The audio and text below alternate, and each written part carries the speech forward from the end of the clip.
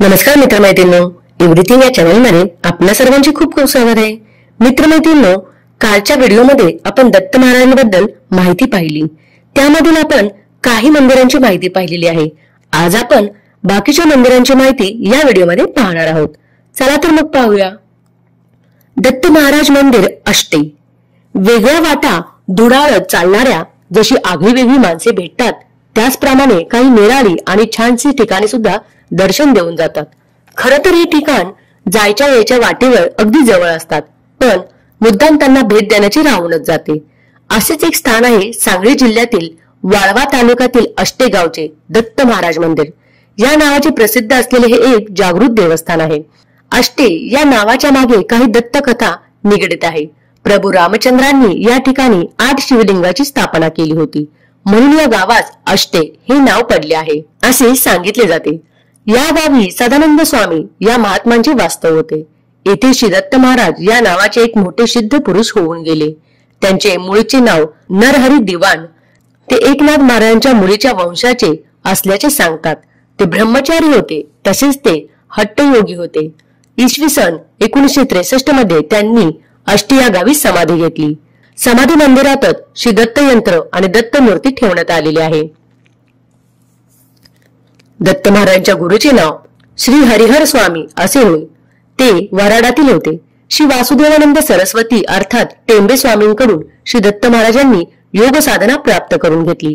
त्यानंतर 12 वर्षे तपश्चर्या करून त्यांनी कृष्णा प्रदक्षिणा केली. कर्नाटकातील तंजावर इथे त्यांचे काही दिवस वास्तव्य होते. त्याच काळात श्री दत्त प्रभूंचा त्यांच्यावर अनुग्रह झाला. दंतकथा सांगते.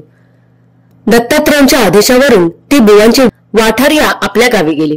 त्यानंतर सर्व महाराष्ट्रभर संचार करून शेवट त्यांनी अष्टे इथे समाधी घेण्याचे ठरवले.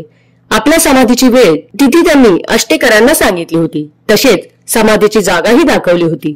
त्या जागी एक मंदिर बांधावे असे त्यांनी लोकांना सांगितले, परंतु लोकांनी त्यांच्याकडे दुर्लक्ष केले.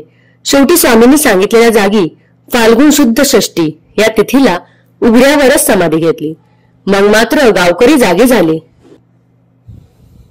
तत्कालीन तेथे समाधी मंदिर बांधण्यात आले. समाधी स्थानकाच्या वरती दत्त यंत्र आणि दत्त मूर्तींची स्थापना करण्यात आली. श्री दत्त मूर्ती स्वामींना दुपारच्या भिक्षेत मिळालेली होती. या ठिकाणी फाल्गुन शुद्ध षष्टीला मोठा उत्सव होतो. तसेच दत्त जयंती इथे मोठ्या प्रमाणावर साजरी केली जाते. श्रींची मनोभावी सेवा केल्यास संकटे नाहीशी होतात असा भाविकांचा अनुभव आहे.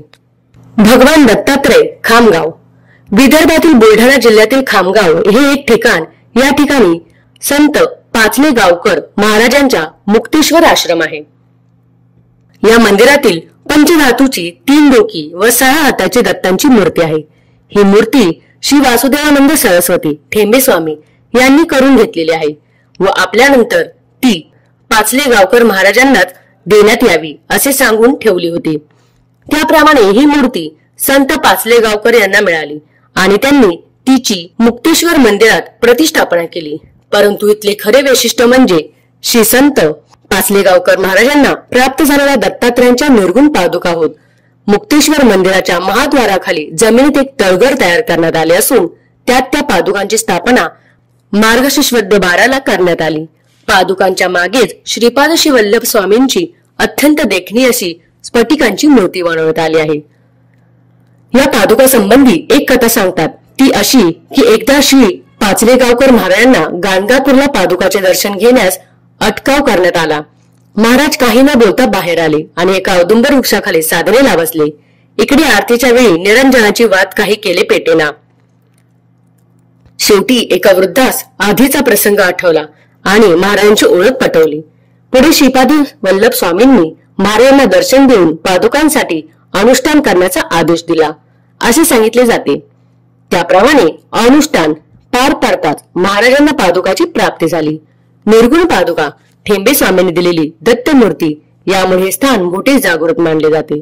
या ठिकाणी पिशाच मोचन व ऋणमोचन यंत्राची स्थापना केली गेली आहे. इथे शिवरात्र, सोमवार आणि गुरुवार हे महत्वाचे दिवस मानले जातात. पण इथला मोठा उत्सव होतो ते मार्गशीर्ष वद्य 12व्या दिवशी. एकूण 3 दिवस हा उत्सव चालतो. पण तत्पूर्वी 10 दिवस अनुष्ठान होते. दासोपंतांचा दत्त अंबेजोगाई. योगेश्वरी देवींच्या स्थानामुळे प्रसिद्ध असलेले अंबेजोगाई हे ठिकाण मराठीतील आद्यकवी मुकुंदराज आणि संत दासोपंत यांच्या वास्तव्यानेही पुनीत झालेले आहे. दत्त संप्रदायात 3 भिन्न पंथ आहेत. हे म्हणजे दासोपंत गोसावी आणि गुरुचरित्र पंथ. संत कवी दासोपंत हे त्यातल्या पहिल्या पंथांचे अधर्व्य होते. त्यांच्याच नावाने तो पंथ ओळखला जातो. दासोपंती पंथांचे वैशिष्ट्य म्हणजे त्यांचा दत्त हा एकमुखी आणि द्विभुज असतो. दासोपंत हे एक महान दत्त भक्त होते.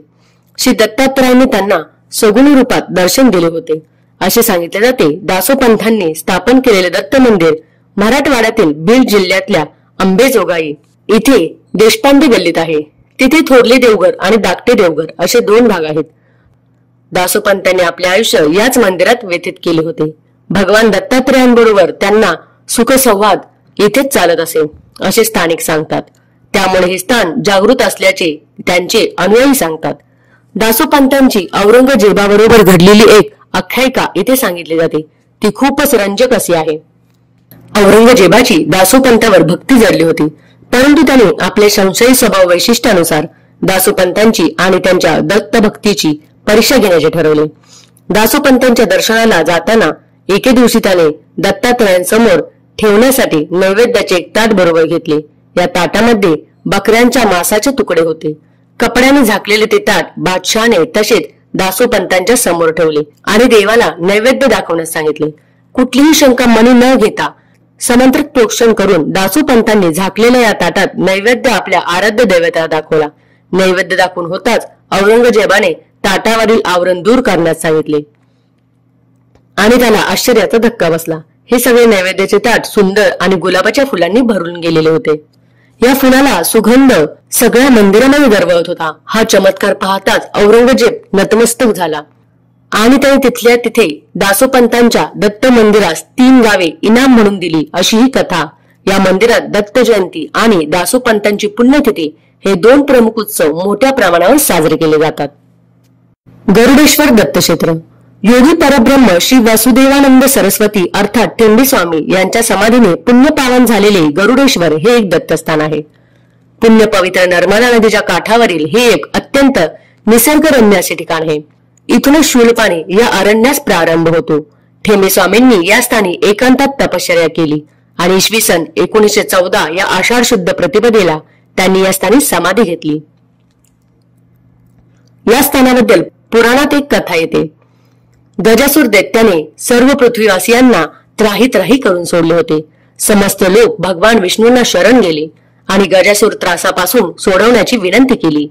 त्यांची प्रार्थना ऐकून भगवान विष्णूंनी आपले वाहन गरुड याला गजासुराचे पारिपत्य करण्यासाठी पाठवले.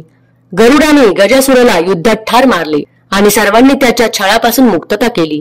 तेच हे स्थान होय. गरुडाच्या पराक्रमाच्या स्मृतीसाठी या ठिकाणी टेकडेकरी गरुडेश्वर मंदिर उभारण्यात आले असून गरुडेश्वर याच नावाने ही जागा ओळखली जाऊ लागली. येथील दत्तमूर्ती 3 मुखी 6 हातांची असून अत्यंत देखणे आहे. दत्त जयंती आणि श्री ठेंबे स्वामींची पुण्यतिथी हे येथील प्रमुख उत्सव होत. ठेंबे स्वामींच्या समाधी पुढे तसेच येथील दत्तांजवळ मनोकामना पूर्ण होतात असा गाढ विश्वास दत्त भक्तांमध्ये आहे. धार्मिक आणि ऐतिहासिक महत्वाचे असे हे सुंदर ठिकाण आहे. सावंतवाडी जवळील मानगाव येथे जन्मलेल्या महाराष्ट्रातील एका महान दत्त भक्ताचे नर्मदेच्या तीरावर समाधी घेतली असून त्यांच्यात अनुसयाने म्हणजेच श्रीरंग अवधूत स्वामी यांनी नारेश्वर म्हणजेच नर्मदे काठीच दत्त भक्तींचा प्रचार आणि प्रसार करावा हा विलक्षण योगायोगच म्हटला पाहिजे. श्री क्षेत्र दत्तवाडी, साखळी, गोवा. पणजीपासून सुमारे 35 किलोमीटर अंतरावर डिचोली तालुक्यात साखळी हे गाव टुंडार शहर बसले आहे. म्हापसा मडगाव रस्त्यावर डिचोली पासून 7 किलोमीटरवर साखळी आहे. पर्ये, महाविळगे, कारापूर या ठिकाणापासून मिळून साखळी हे गाव बनले आहे. गावातील बस स्थानकापासून कैरी मौलेम मार्गे चोरले घाटाला जाणाऱ्या रस्त्याच्या उजव्या बाजूला जवळच साखळीचे सुप्रसिद्ध दत्त मंदिर आहे. स्थानिक मंडळी या ठिकाणाला क्षेत्र दत्तवाडी म्हणून ओळखतात. अनेक अद्भुत घटना आणि कथा या ठिकाणीच निगडीत आहेत. हे इथले विशेष मानावे लागते. अंदाजे 125 वर्षापूर्वीची ही गोष्ट आहे. माळू कामत या विठ्ठल भक्ताचे सुपुत्र लक्ष्मण कामत हे निस्सीम दत्त भक्त होते. प्रतिवर्षी नरसोबाच्या वाडीला जाऊन ते गुरुचरित्राची पारायण करत असत. अनेक वर्ष हा नेम त्यांनी अत्यंत निष्ठेने चालवला होता. पण हा नेम चालवित असताना त्यांना स्थानिक सेवेकरी अनेकदा त्रास देत होते, अवहेलना करीत असत. एकदा असाच अपमान सहन न झाल्याचे कामत तिथून परत निघाले. आता मीच तुझ्या गावी राहायला येतो असे स्वप्नात त्यांना सांगितले आणि विविध चमत्कार सुरू झाले असे सांगितले जाते. मंदिरासाठी लागणारी साधन सामग्री उपलब्ध असलेल्या पैशामध्ये मिळणे, मंदिरासाठी योग्य जागा, मंदिरामध्ये प्राण प्रतिष्ठापना करण्यासाठी योग्य मूर्ती, जेवढे जमले होते तेवढ्याच पैशामध्ये मिळणे, ती त्यांच्या घरी आणून नुसती ठेवली, त्यांच्या घरातील सर्व त्रास दूर झाला. अशा एकामागून एक शुभ घटना घडत गेल्या आणि अत्यंत 5 एप्रिल 1882 रोजी या मूर्तीची दुपारी 2च्या शुभ मुहूर्तावर मंदिरामध्ये प्राण प्रतिष्ठापना करण्यात आली. सदर मूर्ती ही काश्मीरी पाषाणातील असून तिला 3 मुखे आणि 6 हात आहेत. अत्यंत जटिल मानसिक त्रास या ठिकाणी दर्शनाला आल्याने बरे होतात अशी दत्तभक्तांमध्ये ठाम श्रद्धा आहे. या ठिकाणी रामनवमी, अक्षय तृतीया, नवरात्रोत्सव, महाशिवरात्री आणि दत्त जयंती असे उत्सव साजरे केले जातात. साखळीचे हे देवस्थान अत्यंत कडक आणि जागृत असून पंचक्रोशीमध्ये प्रसिद्ध पावलेले आहे. या ठिकाणी सत्पुरुष सुब्बानाथ तोरड बुवा आणि साधू जगन्नाथ बुवा बोरीकर यांचे दीर्घकाळ वास्तव्य राहिलेले आहे. श्री दत्तक्षेत्र नारेश्वर गरुडेश्वर सारखेच गुजरात राज्यामध्ये वसलेले अजून एक दत्तक्षेत्र म्हणजे नारेश्वर. खूपशी दत्तस्थानेही या पंथामधील सत्पुरुषांमुळे ओळखली जाऊ लागली. दत्त संप्रदायात प्रसार आणि प्रचार या थोर व्यक्तींनी आपल्या वर्तणुकीतून जनसामान्यांना करून दिला. ही सर्व थोर मंडळी त्यामुळे समस्त दत्तभक्तांच्या मनात कायमचे घर करून राहिले. महाराष्ट्रातील ही मंडळी आपल्या भौगोलिक सीमा ओलांडून पार दूरवर जाऊन स्थानिक झाली आणि दत्त संप्रदाय यांनी तिथे रुजवला, वाढवला. श्री परमहंस रंगावधूत महाराज हे असेच एक महान दत्तभक्त होते. गुजरातमधील बडोदरा या गावापासून अंदाजे 60 किलोमीटरवर नर्मदेच्या रम्य तीरावर नारेश्वर हे तीर्थक्षेत्र वसले आहे. पश्चिम रेल्वेवर नारेश्वर रोड हे स्टेशन लागते. नारेश्वर हे स्थान पूर्वी जवळजवळ अरण्यातच होते. आसपास काहीच मनुष्य वस्ती नव्हती. अशा या विजनवासात श्रीरंग अवधूत स्वामींनी वास्तव्य केले. श्री स्वामी दत्त संप्रदायातील मोठे अधिकारी व्यक्ती होते. मूळचे महाराष्ट्रातील कराडे ब्राह्मण असलेल्या स्वामींचे मूळ नाव पांडुरंग विठ्ठल वाल्मे असे होते. बापजी या नावाने प्रसिद्ध झालेले स्वामी दत्तात्रयांच्या आदेशांवरून गुजरात प्रांती आले आणि दत्तभक्तींचा त्यांनी इथे प्रसार केला. श्री वासुदेवानंद सरस्वती अर्थात टेंबे स्वामी हे त्यांचे गुरु होते. श्रीरंग अवधूत स्वामी त्यांच्या नारेश्वर येथील वास्तव्यामुळे नारेश्वर महाराज म्हणून प्रसिद्ध झाले. एकेकाळच्या जंगलातील या स्थानी आता स्वामींचा मोठा आश्रम आहे. या आश्रमात पादुका आणि दत्त मूर्तींची स्थापना केलेली आहे. दत्तांची मूर्ती ही 3 मुखी आणि अष्टभुज आहे. मांडी घालून बसलेल्या स्थितीत ही मूर्ती आहे. गुरुचरित्राच्या पोथींचे वाचन स्त्रियांनी करायचे नसते असा समज असल्यामुळे स्वामींनी खास स्त्रियांसाठी दत्त बावणी हा ग्रंथ लिहिला. श्रीरंग अवधूत स्वामींची प्राणज्योत 19 नोव्हेंबर 1968 रोजी हरिद्वार येथे मालवली. नारेश्वर या ठिकाणी दत्त जयंती आणि गोकुळाष्टमी उत्सव मोठ्या प्रमाणामध्ये साजरे केले जातात. आदिलशाहीतले दत्त मंदिर विजापूरला दत्ताचे एक पुरातन मंदिर असून ते तिथल्या नृसिंह मंदिर परिसरातच वसलेले आहे. या मंदिराबद्दल असे सांगितले जाते की श्री नृसिंह सरस्वतींचा एक मुसलमान भक्त त्यावेळच्या विजापूरचा बादशहा इब्राहिम अली याने या मंदिराची स्थापना केली आहे. तर काही संदर्भानुसार इब्राहिम अली या मंदिरात दर्शनासाठी येत असे. गुरुचरित्राच्या 9व्या आणि 49व्या अध्यायात एका रजकाची कथा आहे. त्यानुसार श्रीपाद श्री वल्लभ यांचा एक रजक भक्त त्यांच्याकडे राजा होण्यासाठी इच्छा व्यक्त करतो. श्रीपाद वल्लभ त्यांना तू पुढील जन्मात राजा होशील असा वर देतात. तोच हा इब्राहिम अली होय असे मानले जाते. त्याच्या पायाला झालेली जखम श्री नृसिंह सरस्वती यांनी केवळ इष्टी मात्रे बरी केली आणि त्यांना पुनर्जन्मीचे स्मरण करून दिले. नंतर हा बादशहा स्वामींचा अनन्य भक्त झाला अशी ही कथा. आपल्या दर्शनाचा लाभ निरंतर घडावा अशी त्याने स्वामी चरणी मनोभावी प्रार्थना केली. त्याचा सद्भाव पाहून स्वामींनी ती मान्य केली. विजापूर भोवती असलेल्या खंदकाच्या मध्यभागी पश्चिमेस जो पिंपळाचा वृक्ष आहे तिथे किल्ल्यात माझ्या पादुका तुला मिळतील त्यावर मंदिर बांधून माझी सेवा कर असे स्वामींनी त्याला सांगितले. स्वामींनी सांगितल्याप्रमाणे बादशास त्या पिंपळ वृक्षाखाली पादुका सापडल्या. त्यावर त्याने मंदिर बांधले व श्रींची सेवा केली.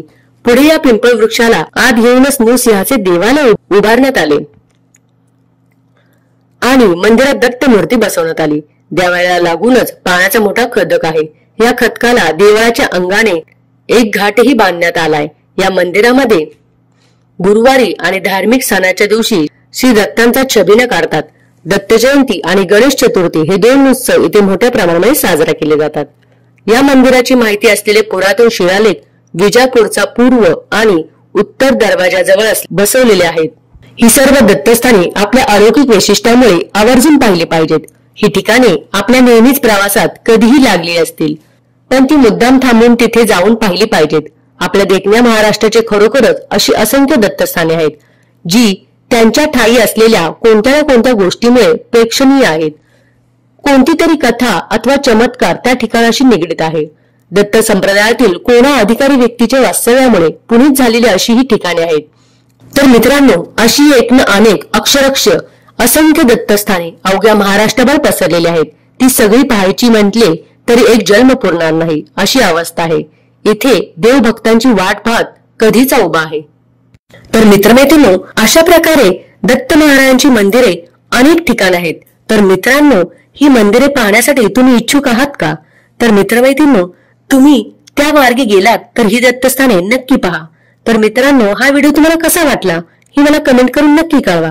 आणि असेच विविध प्रकारचे व्हिडिओ पाहण्यासाठी आमच्या चॅनलला लाईक आणि सबस्क्राईब करा आणि बेल आयकॉनला प्रेस करा. धन्यवाद.